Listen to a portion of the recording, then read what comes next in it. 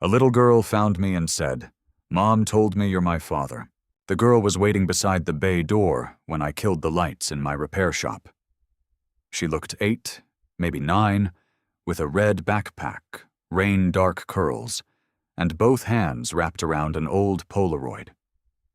I almost told her we were closed. Then she held up the picture. I was 22 in it, grease on my cheek, one arm around Hannah Moore, the woman who had vanished from my life 8 years earlier. The girl studied my face as if comparing a part number. "Are you Ryan Parker?" she asked. When I said yes, her lower lip trembled, but her voice didn't. "My mom told me you're my father." Before I could breathe, she added, "She said I should find you if she couldn't wake up."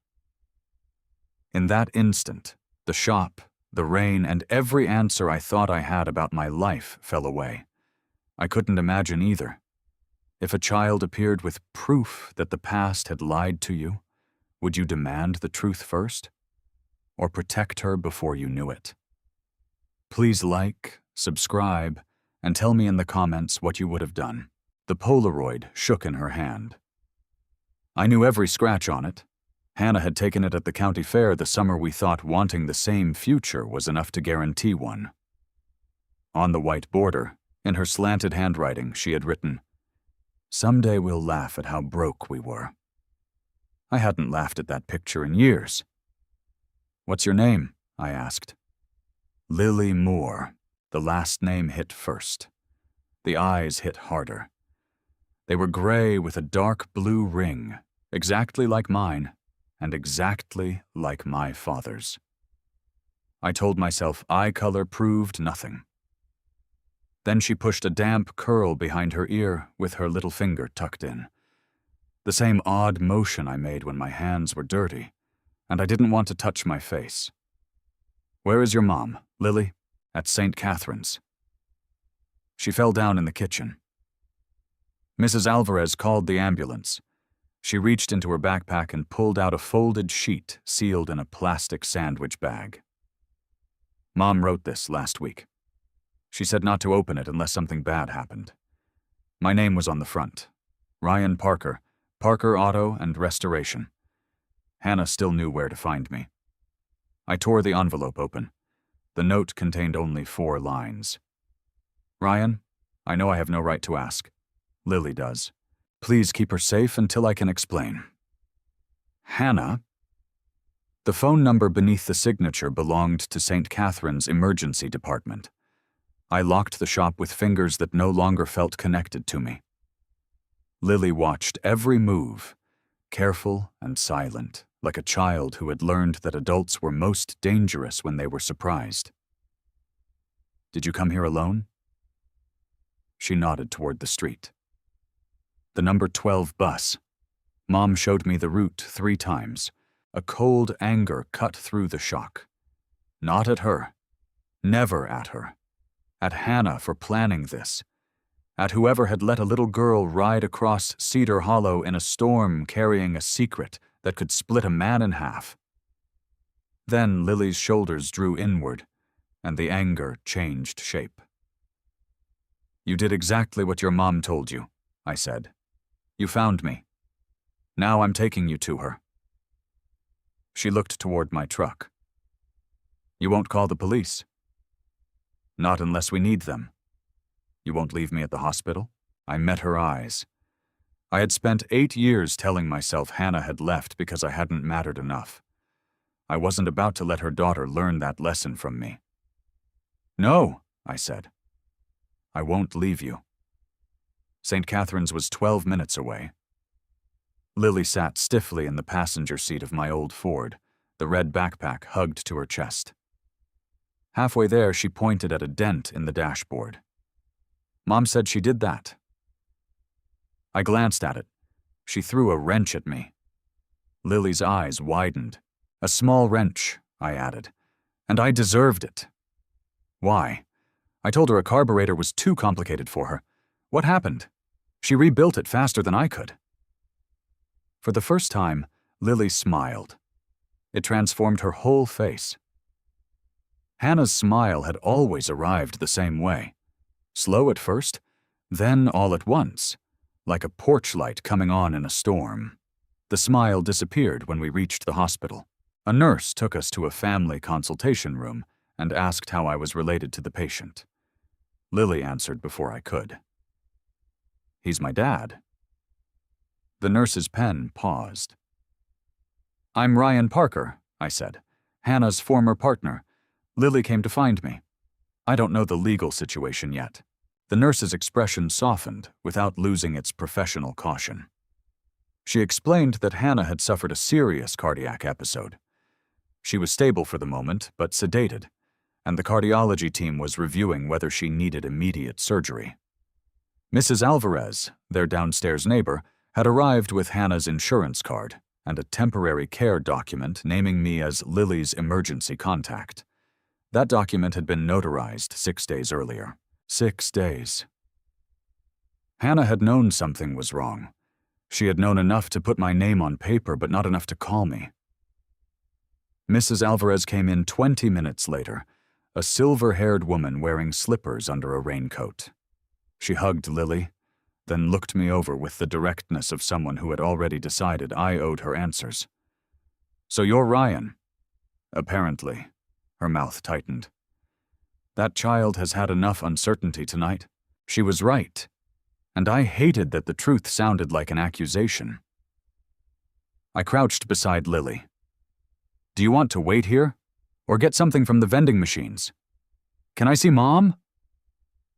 The nurse said one visitor could sit with Hannah for a few minutes. Lily grabbed my hand before I could ask whether she wanted Mrs. Alvarez instead. Her fingers were cold and small, but her grip was absolute. Hannah lay beneath white blankets with wires across her chest and an oxygen tube beneath her nose. 8 years had changed her, and somehow not changed her at all. Her hair was shorter. Her face was thinner.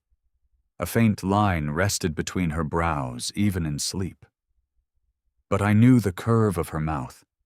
I knew the tiny scar near her chin from the night she climbed my father's fence because he had forbidden her to come through the front gate. Lily pressed her forehead against Hannah's arm. "I found him," she whispered. "Just like you said." Something inside me broke quietly. On the chair beside the bed sat a canvas purse. A nurse asked whether I could check it for medication information. Inside, beneath a bottle of heart pills, I found a yellow envelope from a medical records company. The top page read, "Notice of corrected patient identification, Cedar Valley Women's Clinic." My name appeared halfway down. The original genetic test had excluded me as Lily's father. The correction said the sample attached to Hannah's file had belonged to another patient. I read the sentence 3 times, each one slower than the last. A second paper showed that Hannah had requested a new DNA test through St. Catherine's. The appointment was scheduled for the following morning. She had planned to tell me before she knew for certain. Instead, her daughter had arrived at my shop carrying the possibility that I had lost nearly 8 years of her life. I should have waited for Hannah to wake up. I should have called a lawyer, a social worker, anyone trained to stand between emotion and irreversible decisions. Instead, I sat beside a sleeping woman I had once planned to marry and watched her daughter trace circles on the blanket. "Lily," I said gently, "what did your mom tell you about me?" She glanced at Hannah before answering. "That you fix things people think can't be fixed, that you hate mushrooms, that you used to sing badly when you worked." "I still sing badly. She said you were kind when nobody was watching. That hurt more than anger would have." "Did she say why we'd never met?" Lily's chin dipped. She said she made a mistake because she believed a piece of paper more than her own heart. Then she said, "Grown-ups sometimes wait so long to fix something that children have to be braver than they are." Mrs. Alvarez looked away. I stared at the corrected report until the letters blurred. At midnight, a hospital caseworker named Denise explained the temporary care document. Hannah had authorized me to care for Lily for 72 hours if she became incapacitated. After that, unless Hannah recovered or a court extended the arrangement, Lily's maternal aunt in Spokane would be contacted. "Do you consent to take responsibility tonight?" Denise asked. I looked at Lily. She was curled in a vinyl chair beneath my work jacket, pretending not to listen. "Yes," Denise lowered her voice. "You understand paternity hasn't been legally established." "Yes. And there may be emotional and legal complications." "I understand complications. She still needs somewhere to sleep." Lily opened her eyes. Mrs. Alvarez gave me Hannah's apartment keys and a list written in Hannah's handwriting. Lily's school, pediatrician, allergies, bedtime routine, favorite breakfast. At the bottom, underlined twice, were the words, "She acts brave when she's scared." Don't mistake one for the other. I had made that mistake with Hannah. Their apartment occupied the second floor of a narrow brick building above a bakery. It was small but warm, crowded with books, potted herbs, and framed drawings. One wall held photographs of Lily from every year of her life. First tooth, first day of kindergarten, missing front teeth, a science fair ribbon. In every frame, Hannah stood just outside the center, smiling as if she had learned to make one adult look like enough family. There were no pictures of another man. Lily showed me the couch and brought me a blanket without being asked. "Mom says guests get the quilt, not the scratchy gray one. I'm not making you take care of me." "I know." She hesitated. "Are you going to do the test?" "Yes." "What if it says Mom was wrong?" The honest answer was that I didn't know what I would become if that happened. The child standing in front of me had already started rearranging rooms inside my heart, and I resented how little permission she needed. I sat on the edge of the couch so we were eye level. "The test can tell us something important. It can't decide whether I help you tonight. It can't make me disappear before your mom gets better." "Promise?" "Promise." She considered that, then stuck out her little finger. I hooked mine around it. After she went to bed, I found a locked blue metal box on the kitchen counter. A note taped to the lid said, "Lily knows where the key is. For Ryan, when he's ready." I wasn't ready. I opened it anyway. The key hung on a string inside Lily's backpack. The box contained 7 birthday cards addressed to me, one for each year since Lily's birth. None had stamps. Beneath them lay a sketchbook I recognized. Hannah had drawn the original winged wrench logo for my shop on its first page. The later pages were filled with letters. "Ryan," she laughed today. "It sounded like you when you used to beat me at pool and pretend it was luck." "Ryan," she took apart the toaster. I should have been angry, but all I could think was that you would have shown her how to put it back together. "Ryan, I drove to Cedar Hollow. I sat across from the garage for 40 minutes. Your father came outside before I could cross the street. He said you were engaged. He said you had finally built a life worth protecting, and if I cared about you, I would stay out of it." The letter was dated 3 years earlier. I had never been engaged. My father had been dead for 18 months, and somehow he had found a way to wound me from the grave. I read until dawn. Hannah had written on birthdays, school nights, and the first time Lily asked why she didn't have a dad. She never painted herself as innocent. She admitted that when she became pregnant at 18, the timing had overlapped with the only 2 weeks we had ever been apart. She had made one frightened, lonely mistake with a boy named Caleb, after a fight in which I told her my father was right, that love was a distraction I couldn't afford. When we reconciled, she had not told me about Caleb. Then she learned she was pregnant. A prenatal test from Cedar Valley excluded me. Caleb died in a winter highway accident before a second test could be arranged. Hannah wrote that shame had done what distance couldn't. It convinced her silence was mercy. I wanted to be furious about Caleb. 8 years earlier, I would have been.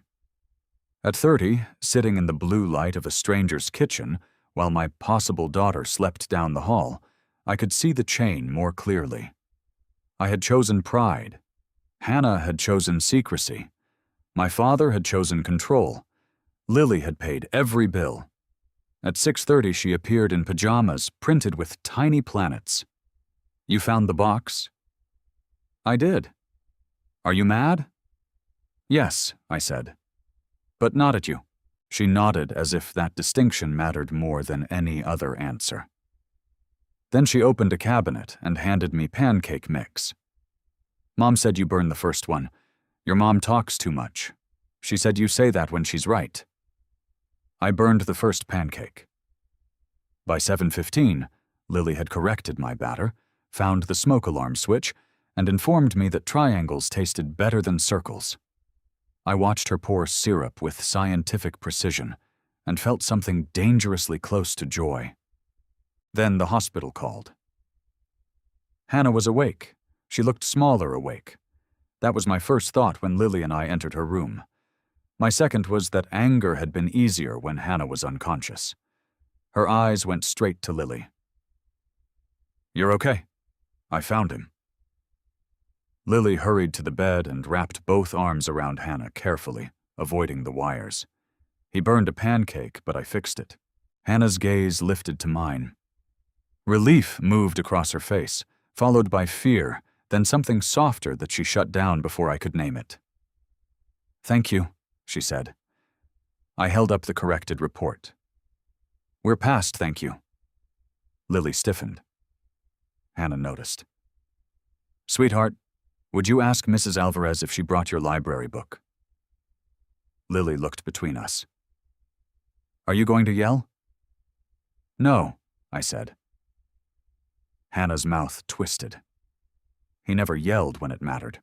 The old sting in her voice was so familiar that for half a second we were 22 and 18 again, fighting outside the garage because I had chosen another 16-hour shift over dinner with her mother. "I'll be right outside," Lily warned us. When the door closed, I put the report on Hannah's blanket. "You knew enough to tell her I was her father." "I knew the original sample wasn't yours." Her voice was weak, but she met my eyes. "The state medical board contacted me 2 months ago. Cedar Valley had mislabeled specimens during the week I was tested. They found the error while reviewing old litigation records. 2 months. I requested the archived file. It took 6 weeks. You could have called." I tried. "No? You wrote letters and sat across the street from my shop." "That isn't calling." Pain flashed across her face, and I hated that part of me felt vindicated by it. "I called the garage 3 years ago," she said. "Your father answered. He told me you were engaged and that you never wanted to hear my name again. He lied. I know that now." "How?" "Because I saw your mother at the pharmacy last month. She asked whether Lily was mine." Then she saw Lily's face and nearly dropped her purse. That sounded like my mother. Elaine Parker had avoided confrontation her entire life, but surprise stripped the caution out of her. "Hannah, why didn't you come to me the day you got the correction?" "Because a correction notice is not a paternity result. Because I had already destroyed your trust once.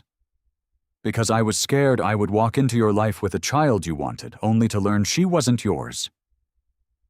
Her fingers tightened over the blanket.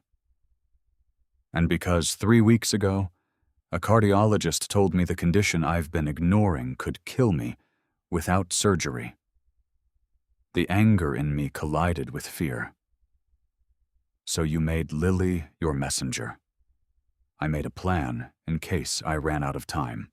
"You put my name on a guardianship form without speaking to me. I put down the one person I believed would protect her, even while hating me."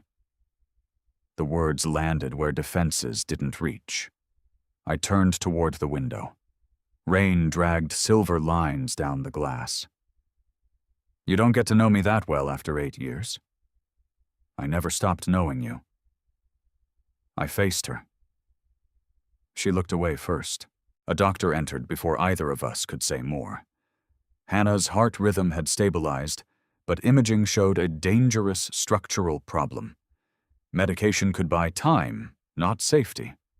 Surgery was recommended within 48 hours. Lily returned while the doctor was explaining risks. Hannah reached for her hand. I stood on the other side of the bed, close enough that our shoulders nearly touched, and listened to percentages no parent should hear in front of a child. When the doctor left, Lily climbed onto the chair and opened her library book without reading it. "Does surgery mean they fix the broken part?" she asked. Hannah swallowed. "That's the plan. Ryan fixes broken parts." Neither of us corrected her.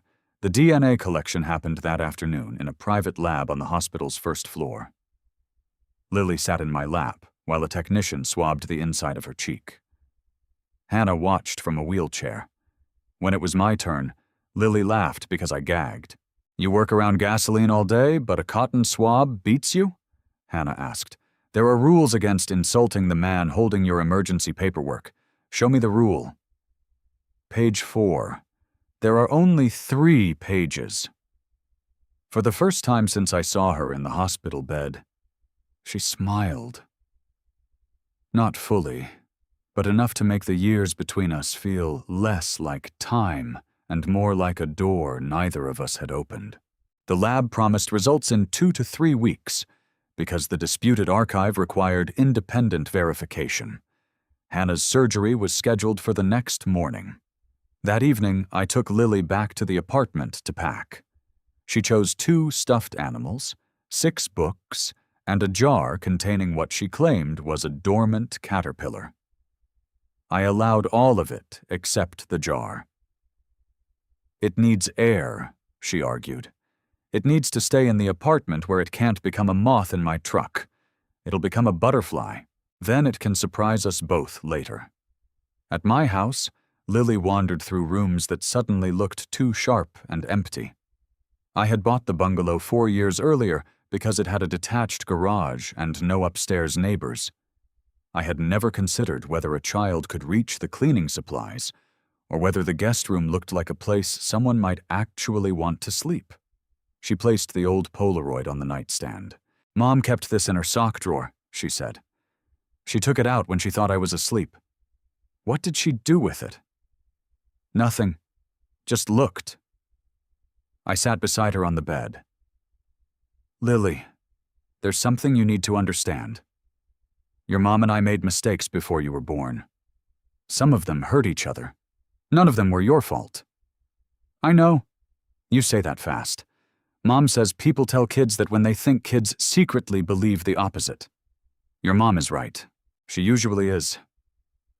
Lily picked at a loose thread on her sleeve. "Did you love her?" I looked at the Polaroid. "Yes." "Do you still?" The answer rose too quickly, so I pushed it back. "I don't know who we are now. That's not what I asked." I laughed despite myself. "You really are her daughter, and maybe yours." The maybe silenced us both. At 2 a.m, I woke to the sound of crying. Lily sat on the floor of the hallway, knees pulled to her chest. She had dreamed the hospital called, and I didn't answer. I sat beside her.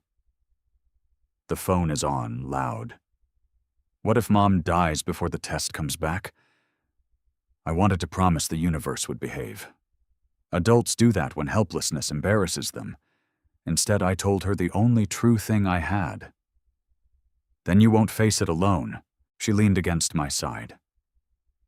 After a minute, she whispered, "Even if I'm not yours?" I thought of the 7 unopened birthday cards, the pancakes, the way her hand had found mine in the hospital. Even then. She slept in the guest bed after that. I stayed in the chair beside the door until dawn. Hannah's surgery began at 7:30. Before they took her away, she asked to speak to me alone. Lily waited with Mrs. Alvarez in the corridor. Hannah wore a blue surgical cap that made her look younger and more frightened than she wanted me to see. "There's a document in the folder," she said. "If something happens, my sister will challenge the temporary placement. She doesn't know you. She thinks stability means never taking a risk. What do you want me to do? Fight for Lily if the test says you're her father. And if it doesn't?" Her eyes closed briefly. "Then help my sister understand her. Please." I moved closer to the bed. "You're talking like you've already left. I'm being practical." "No. You're doing what you did 8 years ago, deciding everyone's future alone because you're afraid they'll choose wrong." Her eyes opened, bright with anger and tears. "I was 18, I know." My voice softened. "And I was 22, proud, cruel, and so desperate for my father's approval that I made you feel like loving you was a weakness. I helped create the girl who ran. But you're not 18 now. What do you want from me, Ryan? The truth before it becomes an emergency." She stared at me. Then she whispered, "The truth is, I wanted to come back every year. The truth is, I was terrified Lily would love you and you would leave. The truth is, I'm still more afraid of surviving this and watching you walk away than I am of not waking up." The room seemed to contract around us. I touched the back of her hand. "Then wake up and make me answer for myself." Her fingers turned beneath mine and held on.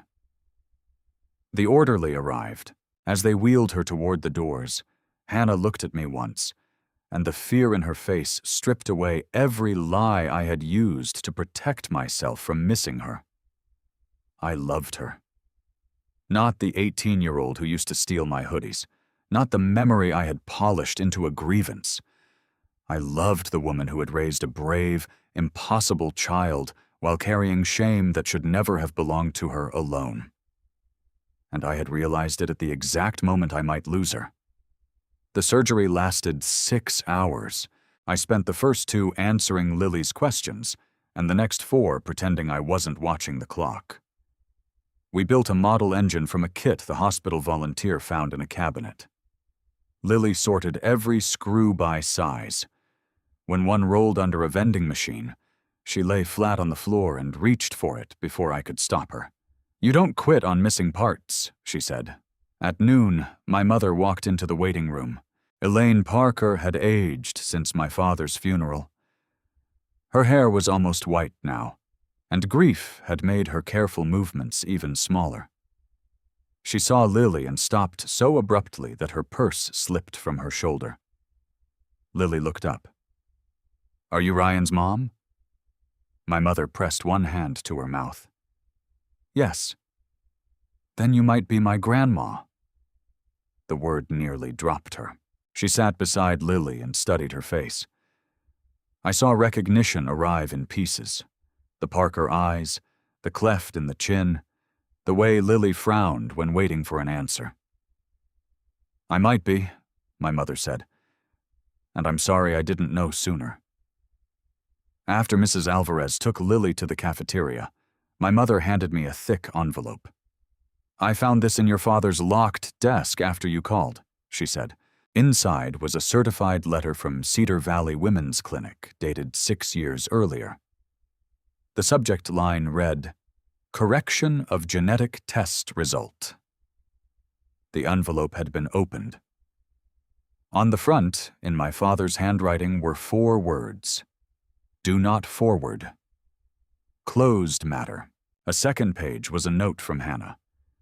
She had mailed it to the garage after the clinic first contacted her about a possible discrepancy. She wrote that she didn't know what the correction meant yet, only that I deserved to know Lily might be mine. My father had never given it to me. "I didn't know," my mother said. "But that isn't the same as being innocent. I knew he took Hannah's calls. I knew he hated the idea of you tying yourself to someone he considered unstable. I let him decide what was best because disagreeing with him was exhausting."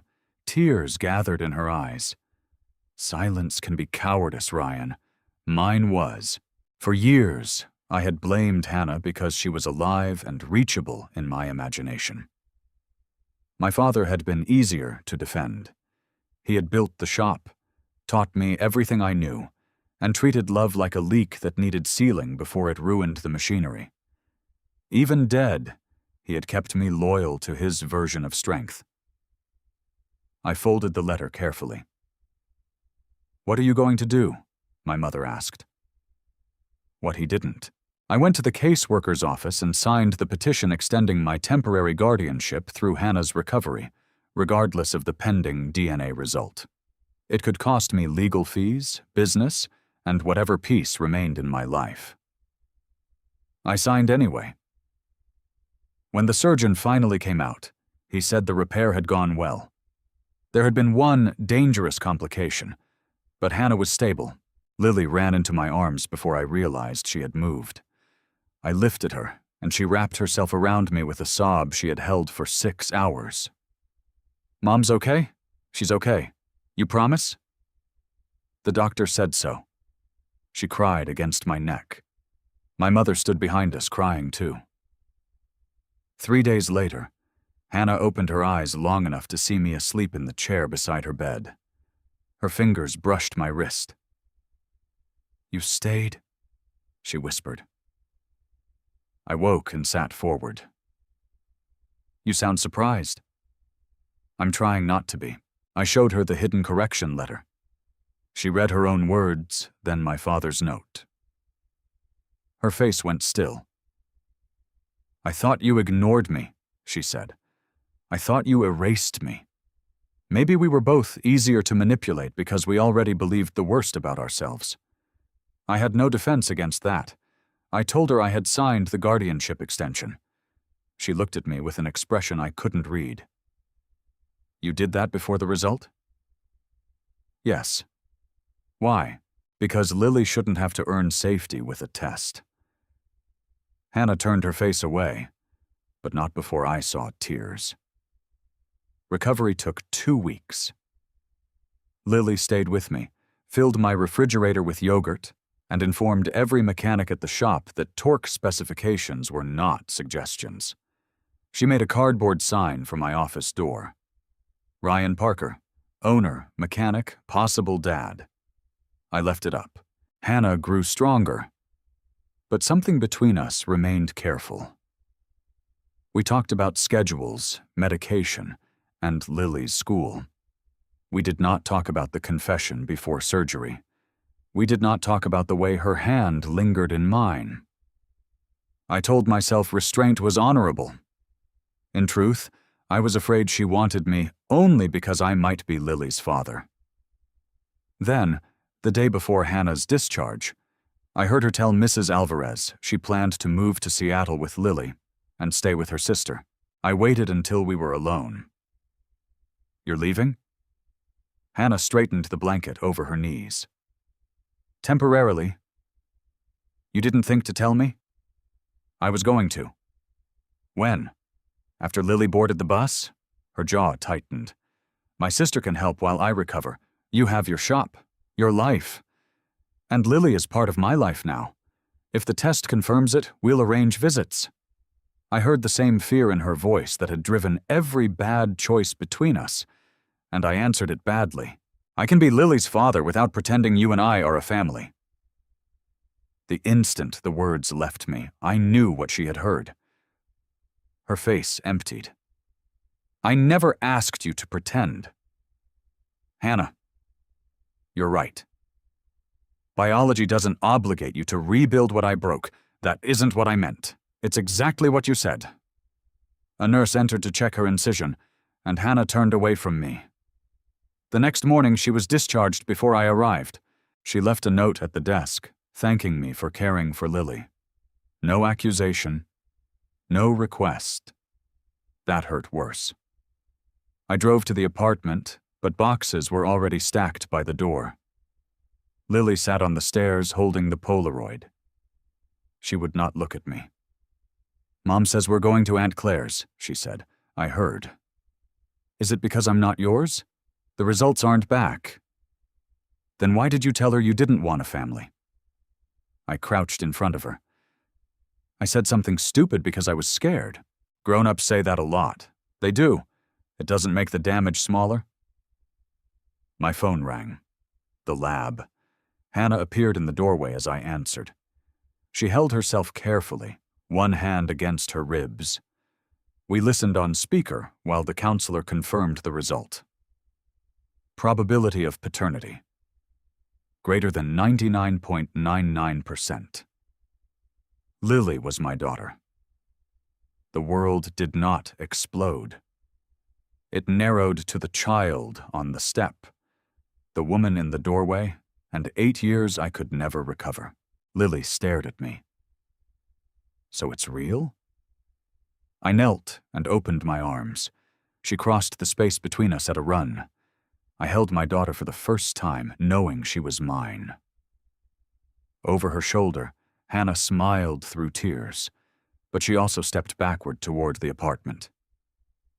The result had answered the legal question. It had not repaired what I had said. I kissed Lily's hair and stood. Hannah, don't go yet. Her expression guarded. Ryan, we can work out custody after I'm settled. I'm not asking you to stay because of custody. Then why? Because the truth had arrived too late once already. I took the hidden letter from my jacket and placed it on the step between us. My father decided what I could survive. You decided what future would hurt me least. I spent years letting both of you make choices for me. My voice shook, but I kept going. I won't do that to you. If Seattle is what you want, I will drive every week. I will learn school schedules, braid hair badly, and show up until Lily never has to wonder whether I chose her. Lily tightened her hand around mine. But I'm asking you to stay because I love you. Hannah's breath caught. I loved you when we were young. But that isn't enough. I love the woman who raised our daughter to be brave without teaching her to be hard. I love that you kept writing even when you thought I would never read the words. I love that you came back, even late, and I'm terrified because loving you means trusting you not to disappear again. Hannah stepped down one stair. I'm terrified you'll wake up in 6 months, she said. Look at me and see only the years I stole. I will see them. We can't make them harmless. I reached for her free hand. But I'll also see every year we still have a choice about. She looked at our joined hands, then at Lily. I won't stay out of guilt, she said. I don't want guilt. I won't let Lily become glue holding together something broken. Then we repair it ourselves. A small laugh escaped her, wet with tears. You still think everything is an engine? No. Engines are easier. She moved close enough that I could feel her breath. And if I say I need time, I'll give it to you without vanishing. And if I say I still love you, then I'll try very hard not to waste another second. She kissed me before I could ruin the answer. It was not the desperate kiss of people trying to recover youth. It was slower, uncertain at first, then steady. Her hand rested against my chest, directly over the place that had spent 8 years hardening around her absence. Lily made a disgusted noise. We separated, laughing. So we're not moving today? She asked. Hannah looked at me. Not today. Good. Ryan said I could paint my room. I said we could discuss paint. She wants purple, Hannah warned. I can survive purple. 3 months later, the guest room had purple walls. Hannah and Lily had not moved in permanently. Hannah insisted we rebuild slowly, and she was right. But toothbrushes appeared in my bathroom. School drawings covered my refrigerator. Hannah started helping with the shop's invoices while she recovered, then redesigned the faded sign out front, using the winged wrench she had drawn at 18. We went to counseling. We argued honestly. I learned that forgiveness was not one grand gesture, but 100 small decisions made before resentment could become silence. On Lily's 8th birthday, we returned to the county fair. Hannah brought the old Polaroid. At the same booth, beneath the same crooked lights, we took a new picture. In it, Lily stood between us with grease drawn on her cheek and face paint. Hannah leaned into my shoulder. I looked less certain than I had at 22, and far happier. On the white border, Lily wrote, "Someday we'll laugh at how long you two took." She handed me the photo and slipped one hand into mine. "Mom was right," she said. "About what?" "That you're my father." I looked at Hannah. She was right about something else too. Hannah raised an eyebrow. "Only one thing?" I kissed her forehead.